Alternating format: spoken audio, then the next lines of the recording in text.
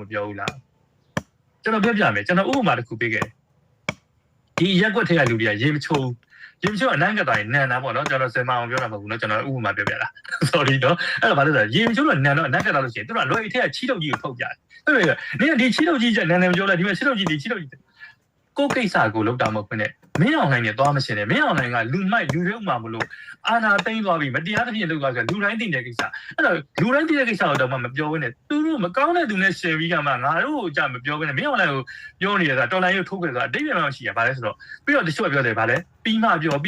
ာခုချိန်မှမပြောနဲ့အားပြတ်သွားလိမ့်လူတယောက်ကကျွန်တော်ရေဥမှာလည်းခဏပေးဦးတယ် freedom fighter မှာလည်းပေးဦးတယ်လူတယောက်ကအဲ့အပေါက်ကြီးနဲ့ဖားကောက်နေလို့ရှိရင်ကောက်နေတော့မှပြောနော်ကောက်ပြီးမှပြောမယ်ဆိုတာအတိတ်ပြန်မရှိဘူးကောက်နေတဲ့တုန်းကကတ်ကြနေတာလေအဲ့တော့ကျွန်တော်က NUG CRPH ကိုကျွန်တော်အနေနဲ့ဒီလိုမျိုးပြောတယ်ပြောလေသူတို့ကစစ်ခွေးစစ်ဘက်ကဒလန်ဆိုပြီးပြောပြတယ်အဲ့တော့ကျွန်တော်စိန်ခေါ်ပါတယ်ကျွန်တော်မှချိတဲ့ညအကုန်လုံးကျွန်တော် email ဖုန်းတွေအကုန်လုံးကျွန်တော်စစ်တပ်နဲ့ပတ်သက်တာတွေ့လို့ရှိရင်ကြိုက်တဲ့ကြေးနဲ့လာခဲ့ပါ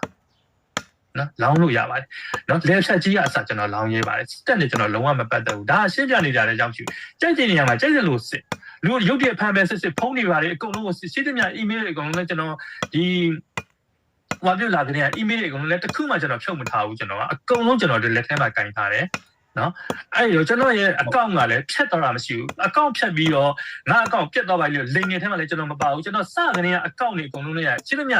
message တွေလည်းမဖြတ်နိုင်ဘူးဖြတ်စရာလည်းအကြောင်းမရှိဘူးအဲ့ဒါဒီအကုန်လုံးကြိုက်တာစစ်ဘယ်နေရာမှာကျွန်တော်စစ်တက်နဲ့ဆက်သွယ်ဘူးလားရှိတယ်အဲ့တော့သူတို့ကဘာလုပ်လဲဆိုတော့စစ်တက်ရဲ့ talent ဆိုတာရှင်းလေးဘာနဲ့ပြောရလဲဆိုတော့သူတို့ထောက်ခံတဲ့ NUG ကိုမကြိုက်တဲ့အတွက်ကြောင့်ကျွန်တော်ကို talent ဆိုပြီးဆွဲတာဖြစ်တယ်နော်သူတို့ talent လို့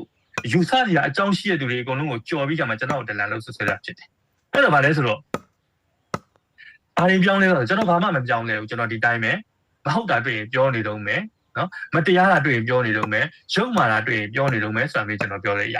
နော်အဲ့တော့ဗာလဲဆိုတော့ဟိုဒါဒီကျွန်တော်ပြောတဲ့စကားဖြစ်တယ်အဲ့တော့ဒီနေရာမှာဗာလဲဆိုတော့ကြိုက်တဲ့သူပြောပါကြိုက်တဲ့လူပြောကျွန်တော်ဆက်သွားမှာပဲဆိုတော့ကျွန်တော်ပြောတာဖြစ်ပါတယ်အဲ့တော့ခုပြောတဲ့အထက်မှာကျွန်တော်ပြောခဲ့တဲ့အထက်မှာလည်းခုနကကျွန်တော်လမ်းဖွင့်ပေးပါတယ်ဗစ်တိုရီယာမှုနယ်ပဲဖြစ်ဖြစ်ကျွန်တော်ကိုဒလန်လို့ဆွဆွတဲ့ကိစ္စပဲဖြစ်ဘာကိစ္စပဲဖြစ်ကျွန်တော်အကုန်လုံးကိုဒီညမှာအကုန်ဖြေမယ်နော်ဟုတ်ကဲ့ပါကျေးဇူးတင်ပါတယ်လားအဲ့တော့ဗါလို့ဆို NUG နဲ့ပတ်သက်လို့ရှိရင်ပြောကြရတဲ့အများကြီးကောင်းတာနဲ့ဆိုတာဘယ်လောက်များလဲကျွန်တော်စဉ်းစားကြည့်နော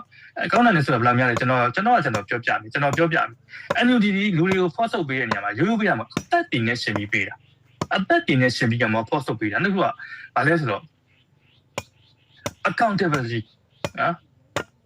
ကိုယ်စကားကိုတာဝန်ခံရတယ်နော် transparency ပွင့်လင်းမြင်သာမှုရှိရတယ်အားရှိလေနော်အားရှိလေကိုယ်လည်းကျွန်တော်ပြန်ပြီးဘာရှိလဲကိုကြီး NUG မှာသူပြောတဲ့စကားကိုသူတို့တာဝန်ခံခဲ့ရဘယ်ဟာရှိလဲကျွန်တော်ပြောရှင်းရှင်းလေးနော်စကားကိုတာဝန်ခံတယ်ဆိုတာကနော်စကားကိုတာဝန်ခံတယ်ဆိုတာအမှားကိုပြင်ကြမဟုတ်တာဝန်ခံမှုပဲရှိဥပမာကိုတင်ထွန်းနိုင်လူဦးတော်နိုင်နှစ်နှစ်ပဲကြာမှာမို့တဲ့အတွက်ကြောင့်ကျွန်တော်တို့ကဗာလဲဆိုတော့ဘုန်းတက်တံကိုနှစ်နှစ်ထားပါတယ်ဘယ်မဲ့လဲအဲ့ဒါကျွန်တော်ပြောတာမှားတော့တဲ့ကြောင့်ကျွန်တော်တောင်းပန်ပါတယ်ကျွန်တော်အဲ့လိုစိတ်ဆန္ဒတော်ပြီးပြောတည်ရမှာဖြစ်တယ်2023မှာ2022မှာ2022မှာတော်လိုင်းပြီးမယ်လို့ခံမှန်းနေကိုကြီးမွဲဇင်မအောင်ပြောတယ်နော်ဒေါ်ဝေဆိုးပြောတယ်ကျွန်တော်တို့ဦးတောင်တက်မခေါ်ကြဘူးလားဆိုတော့ယွန်းလို့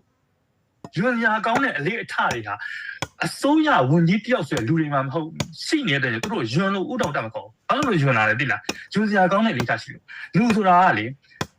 တာဝန်ခံမှုရှိရတယ်သိလားတာဝန်ခံမှုဆိုတာဘာလဲကိုပြောတဲ့စကားကိုတာဝန်ခံတယ်ဒေါ်ဝေဆိုးဘာပြောလဲ2023မှာအင်ပြန်မယ်2022မှာအင်ပြန်မယ်အဲ့ဒါနဲ့အင်ပြန်မယ်အဲ့ဒါကပြည်သူလူထုကဘယ်လိုမျှော်လဲသိလာ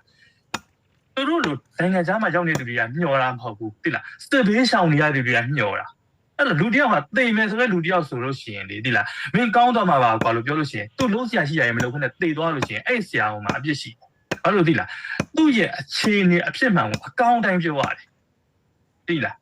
လူတယောက်ဟာတေတော့မှ6လတေတော့မှဆိုလို့ရှိရင်ဆရာဝဲမင်းကောင်းတော့မှပြောလို့ဒီလူကလေအော်ငါကောင်းတော့မှမျှော်ရင်းနဲ့6လမှတေသွားတဲ့ခါကျလို့ရှိရင်သူ6လအတွင်းမှာလှုပ်ဆရာရှိတယ်မှားဆရာရှိရတယ်မမှားခဲ့ရတော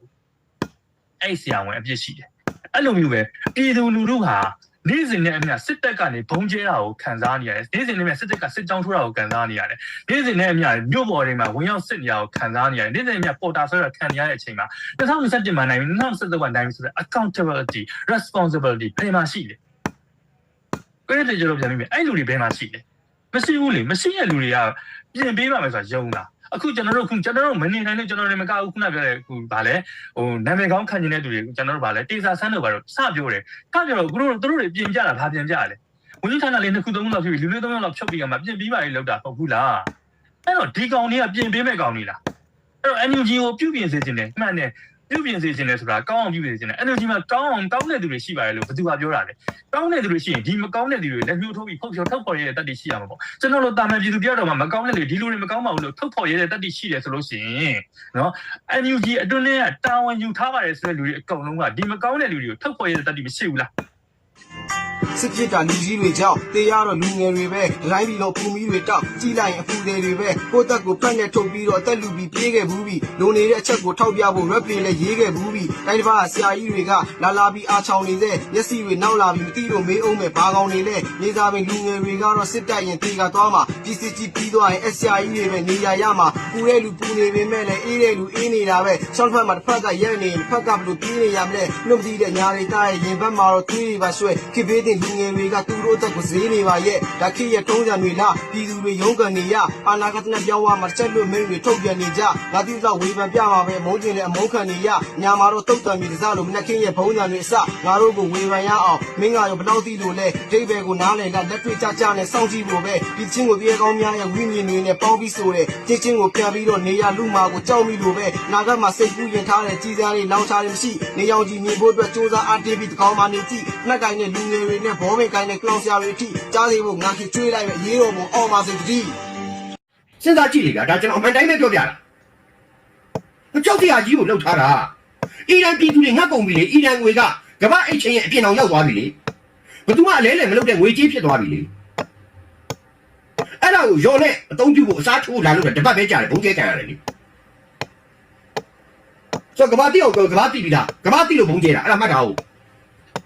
ဆိုတော့မြန်မာပြည်ကိစ္စလည်းဒီတိုင်းပဲနောက်မြန်မာပြည်မှာတော့လှန်နေတဲ့လူတွေကိုလည်းကျွန်တော်ပြောချင်တယ်ကျွန်တော်အရှိကြီးလည်းမပြောချင်ကျွန်တော်တွတ်ပဲပြောပြလိုက်တာဆိုတော့အဲ့တော်လှန်နေတဲ့ကောင်ချင်းချင်းကလည်းတယောက်ကိုတယောက်ခံတယောက်ကိုတယောက်တာဘုံနဂါးနဲ့မဟုတ်ဘူး